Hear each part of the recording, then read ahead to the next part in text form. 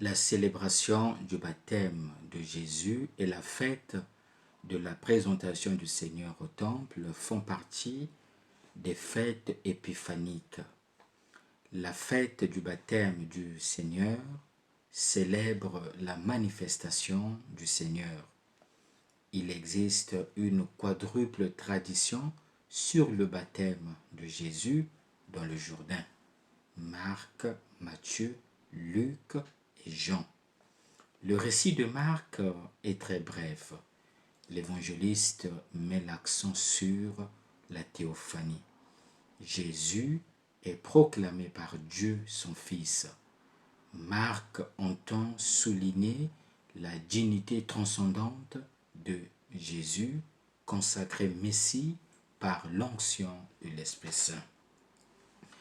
Le texte de Matthieu correspond à celui de Marc, à l'exception du dialogue entre Jésus et Jean le Baptiste, qui culmine dans la volonté expresse de Jésus qui accomplit la justice de Dieu.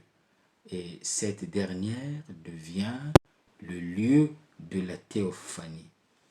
Dieu proclame que Jésus est l'agapétos, c'est-à-dire le bien-aimé, le Fils bien-aimé. Luc reprend le texte de Marc en y apportant quelques modifications qui mettent en évidence sa vision théologique et surtout son intérêt parénétique. Alors que Marc introduit l'événement de manière solennelle par l'entrée en scène du plus fort, annoncé par Jean le Baptiste, Luc mentionne fugitivement le baptême de Jésus après celui de tout le peuple. La mention de la présence du peuple et de la prière de Jésus liée à la théophanie est typiquement lucanienne. Le quatrième évangile ne raconte pas la scène du baptême. Il suppose qu'elle a déjà eu lieu et l'a revue à travers le témoignage de Jean le Baptiste qui a compris l'identité de Jésus. Le texte de Marc proposé par la liturgie s'articule autour de deux tableaux, le baptême de Jésus et la scène de la révélation ou de la théophanie. L'évangéliste Marc porte l'accent sur le second tableau. Il s'agit d'une vision interprétative attachée à l'événement historique du baptême afin de ressortir sa signification profonde en tant qu'investiture messianique solennelle du Christ. La théophanie est à son tour composée de deux éléments symboliques décisifs. D'une part, la voix céleste et d'autre part, la vision. Nous commencerons par la vision. L'évangéliste Marc dit: « Il vit les cieux se déchirer et l'esprit descendre. » Le verbe se déchirer et non pas ouvrir implique une certaine violence. L'engagement de Jésus déchire le ciel, brise la frontière entre Dieu et l'homme. Avec cette image, l'évangéliste Marc souligne la valeur suprême du dévouement total de Jésus et en même temps comment Dieu ne peut pas, pour ainsi dire, contenir l'expression de son amour lorsqu'il trouve en l'homme un amour semblable au sien.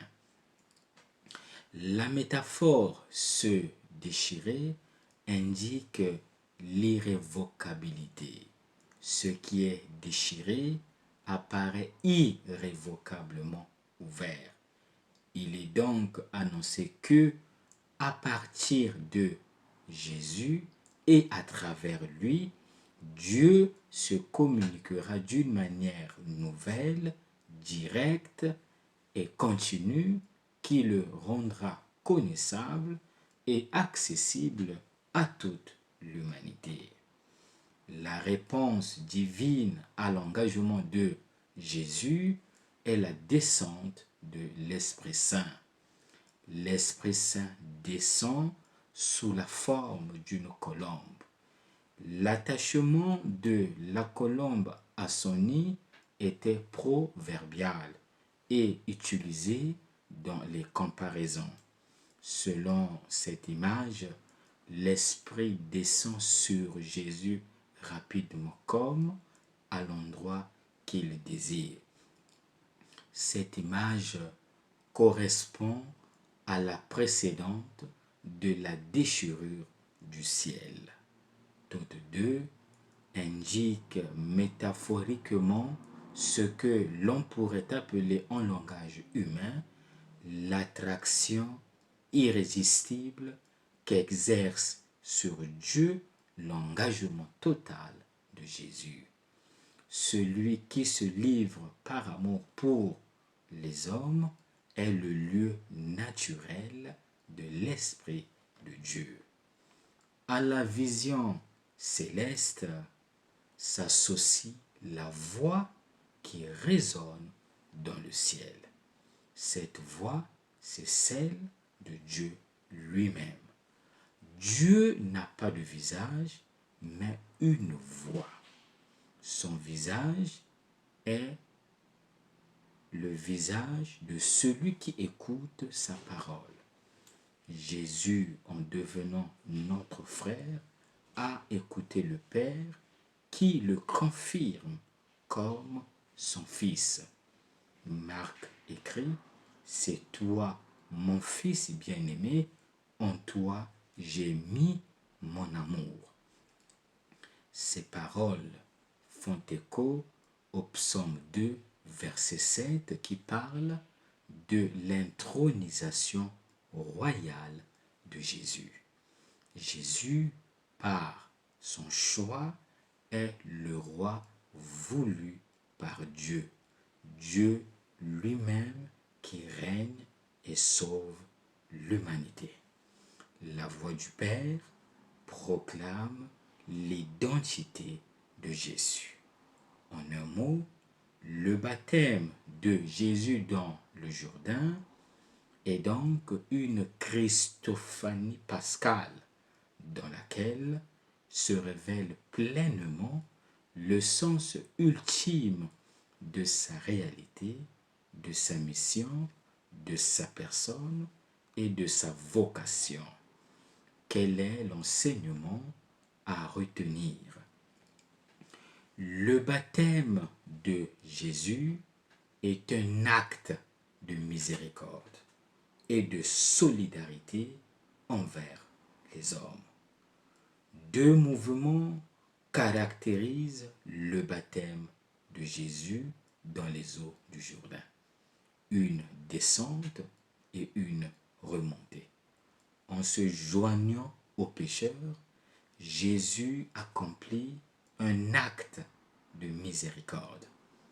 Il se laisse baptiser comme un pécheur qui n'a pas commis de péché et pardonne dans son baptême.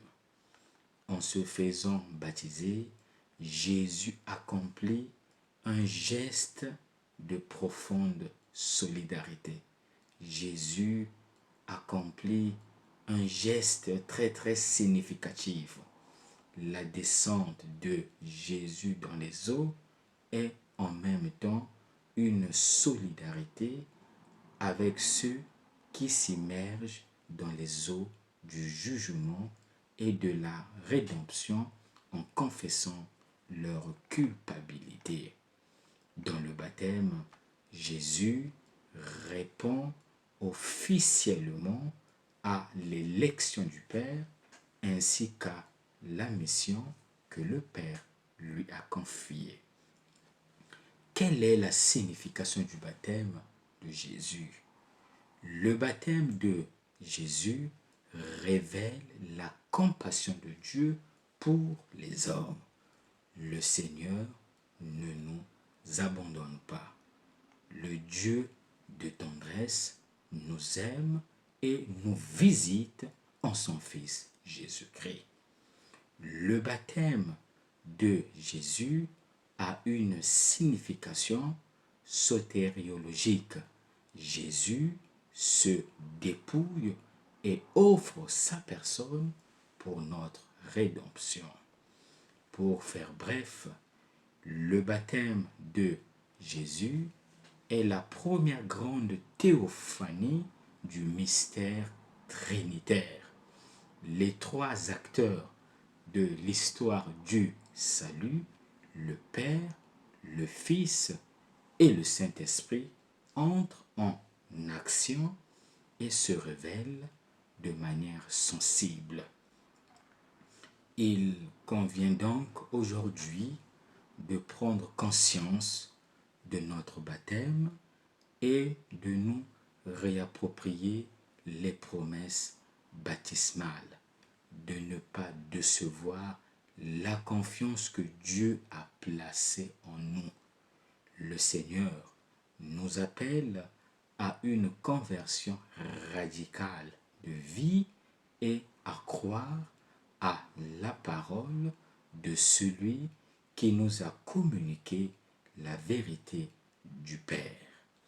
La vie chrétienne exige des choix justes et courageux. Elle n'admet pas de compromis.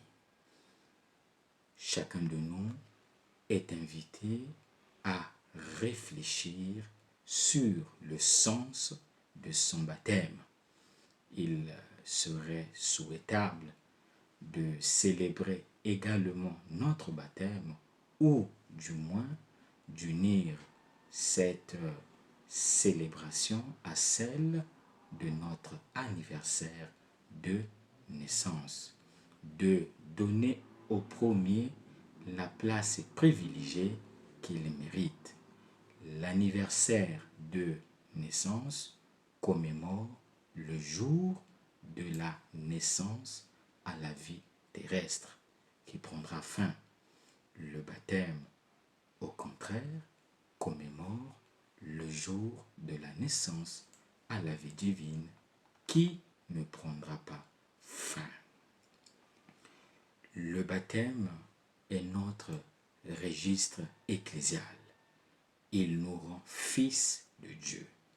Il nous donne un nom, celui de chrétien, un nom de famille, celui de catholique, qui exige fidélité, obéissance. Une vocation et une mission que nous ne pouvons pas déserter. Que nous reste-t-il à faire? Il ne nous reste plus qu'à conjuguer le verbe se réapproprier. Réapproprions-nous nos engagements baptismaux et comportons-nous en vrais chrétiens. Bonne fête à tous et que Dieu vous bénisse.